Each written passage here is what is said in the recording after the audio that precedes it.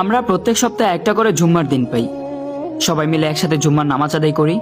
কই কোনো হিন্দু তো আসে না আমাদের সাথে জুম্মার নামাজ আদায় করতে, বা দেখতেও আসে না।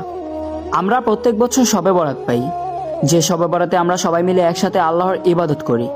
কই কোনো হিন্দু তো আসে না আমাদের সাথে আল্লাহর ইবাদত করতে, বা দেখতেও আসে না। আমরা প্রত্যেক বছর রমজান মাস পাই, সবাই মিলে একসাথে তারাবির নামাজ আদায় করি। কই কোনো হিন্দু তো আসে না আমাদের সাথে তারাবির নামাজ আদায় করতে, বা দেখতেও আসে না। আমরা প্রত্যেক বছর 2টা করে ঈদ পাই। ঈদের দিন নতুন জামা পরি, ঈদগাহ মাঠে যাই, ঈদের নামাজ পড়ি, অনেক আনন্দ উল্লাস করি।